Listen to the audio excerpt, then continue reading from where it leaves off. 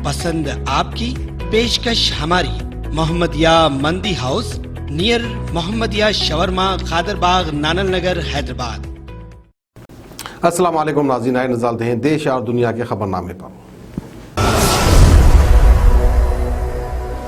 सच news के खबरनामे में आप सबका इस्तकबाल है। आज की सबसे बड़ी खबर आ रही है कि पीएम नरेंद्र मोदी के इवेंट पर ममता हुई नाराज, बोली कि इस अस्पताल का पहले ही उद्घाटन कर चुकी हूं। प्रधानमंत्री नरेंद्र मोदी ने जुमे को पश्चिम बंगाल के कोलकाता के चित्तरंजन राष्ट्रीय कैंसर संस्थान के दूसरे परिसर का वीडियो कॉन्फ्रेंसिंग के जरिए उद्घाटन किया। इस दौरान पश्चिम बंगाल की मुख्यमंत्री ममता बनर्जी भी प्रोग्राम में शामिल हुई, लेकिन प्रोग्राम के दौरान ममता की नाराजगी एक बार फिर दिखी। ममता बनर्जी ने दावा किया कि पीएम मोदी जिस हॉस्पिटल का उद्घाटन कर रहे हैं उसका कैंपस का हम पहले ही उद्घाटन कर चुके हैं। ममता ने सबसे पहले एंकर पर नाराजगी जताते हुए कहा कि तुम मेरा टाइटल भी भूल गई या आप नर्वस हो गई। उन्होंने कहा कि स्वास्थ्य मंत्री ने इस कार्यक्रम में शामिल होने के लिए 2 बार फोन किया था। मैंने सोचा कि कोलकाता का ये प्रोग्राम है, इसमें पीएम मोदी दिलचस्पी दिखा रहे हैं, मैं भी शामिल रहूं। लेकिन पीएम मोदी बताना चाहती हूँ कि इसका उद्घाटन हमने पहले ही कर दिया था। कोरोना में हमें सेंटर्स की जरूरत थी। इस दौरान हमने देखा कि चित्तरंजन हॉस्पिटल राज्य से जुड़ा हुआ है, ऐसे में हमने उसका उद्घाटन कर दिया और इसको कोरोना सेंटर बना दिया। ये काफी मददगार साबित हुआ। ममता ने कहा कि राज्य सरकार कैंसर हॉस्पिटल के लिए 25% बजट दे रही है। उन्होंने कहा कि इस अस्पताल के लिए राज्य सरकार ने 11 एकड़ की जमीन दी और उन्होंने ये भी कहा कि इसलिए जब बात जनता की आती है तो राज्य और केंद्र सरकार को एक साथ काम करना चाहिए।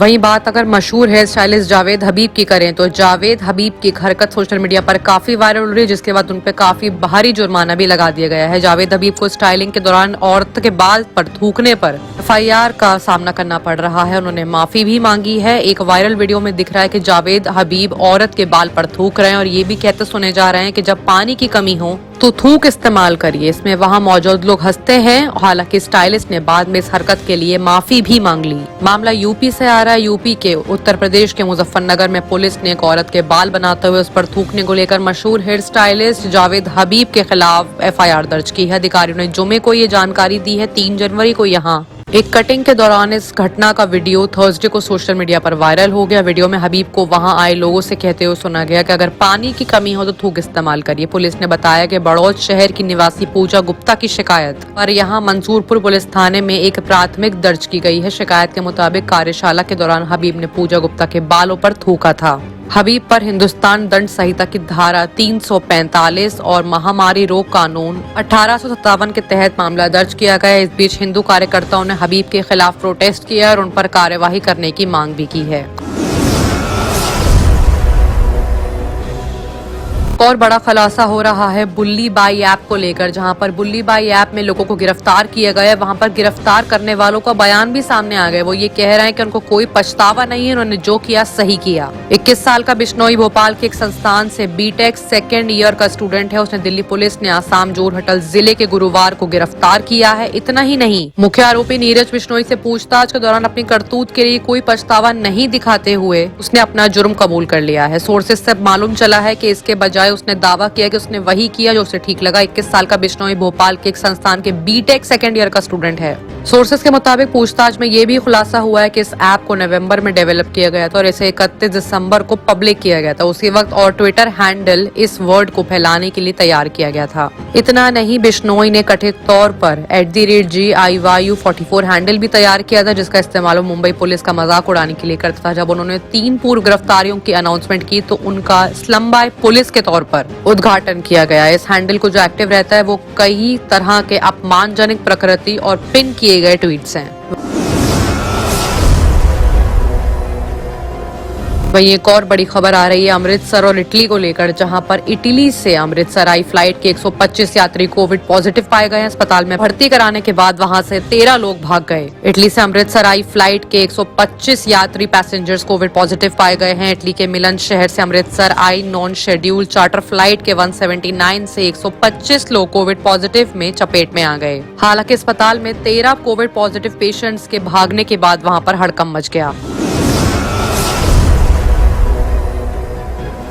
आइए अब बात करते हैं इंटरनेशनल खबरों की, जहां पर सबसे बड़ी खबर आ रही है ओमिक्रॉन को लेकर, जहां पर WHO की चेतावनी आई कि नए वेरिएंट से लोग अस्पताल भी जा रहे हैं और मर भी रहे हैं, इसलिए इसको हल्के में लेने की गलती ना करें। ओमिक्रॉन वेरिएंट ने दुनिया भर में कोविड-19 की सुनामी ला दी है। इसकी वजह से दुनिया भर में हेल्थ सिस्टम पर बहुत ज्यादा दबाव पड़ रहा है। हू चीफ टेड्रोस घेब्रेयेसस ने थर्सडे को एक प्रेस कॉन्फ्रेंस के जरिए बताया है कि ओमिक्रॉन की वजह से ना ही लोग दुनिया भर में मर रहे हैं बल्कि इसकी चपेट में भी आ रहे हैं। इसे नजरअंदाज नहीं किया जा सकता। हालांकि कुछ रिपोर्ट्स में दावा किया जा रहा है कि ओमिक्रॉन कोरोना के दूसरे वेरिएंट के मुकाबले कम खतरनाक है। हू के चीफ टेड्रोस ने कहा है कि ओमिक्रॉन दुनिया भर में लोगों की जान ले रहा है। वैक्सीनेटेड लोगों के लिए ओमिक्रॉन डेल्टा के मुकाबले कम खतरनाक साबित हो रहा है, लेकिन इसका मतलब ये नहीं है कि इसे हल्के में लिया जाए। पिछले वेरिएंट की तरह ओमिक्रॉन लोगों को अस्पताल में भर्ती कर रहा है और मार भी रहा है।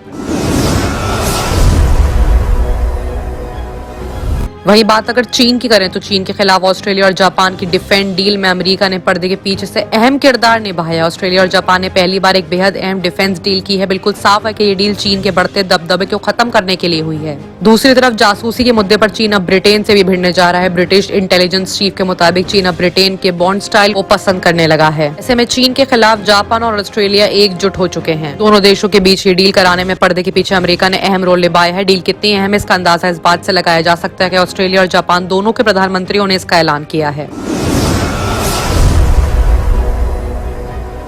वहीं बात अगर नेपाल के प्रधानमंत्री के भारत दौरे की करें तो उनका दौरा रद्द हो चुका है। नेपाल के प्रधानमंत्री शेर बहादुर देओबा का अगले हफ्ते होने वाला भारत दौरा रद्द हो गया है। देओबा ने गुजरात सरकार द्वारा आयोजित वाइब्रेंट गुजरात समिट में हिस्सा लेना था। राज्य में कोविड-19 के बढ़ते मामले की वजह से ये समिट रद्द कर दिया गया है। प्रधानमंत्री नरेंद्र मोदी ने इस समिट का उद्घाटन करने वाले थे। देओबा 9 जनवरी को 4 दिन यात्रा पर हिंदुस्तान आने वाले थे। हिंदुस्तान और नेपाल के बीच पिछले साल सीमा विवाद भी हुआ था। तब नेपाल ने हिंदुस्तान द्वारा बनाई जा रही सड़क को लेकर आपत्ति भी जताई थी। बाद में डिप्लोमेटिक लेवल पर बातचीत होकर मुद्दा सुलझ गया था।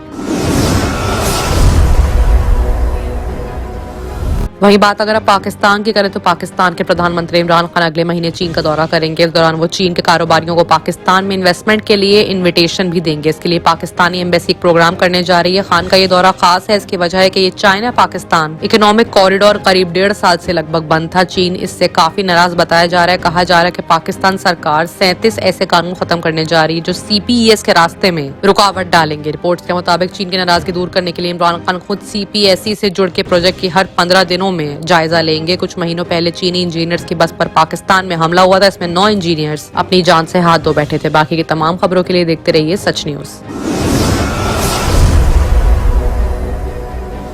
Dr. Farhana's Polyclinic Diagnostic Maternity and Scanning Center by Dr. Farhana Al Jabri कई किस्म के मुख्तलिफ स्कैन्स रीजनेबल और अफोर्डेबल रेट्स में पुराने शहर की खवातीन को सहूलत पहुँचाने के खुसूसी मकसद से ये स्कैनिंग सेंटर खोला गया है। कई मुख्तलिफ मर्ज व अमराज का इलाज डॉक्टर फरहाना पॉलीक्लिनिक पर किया जाता है।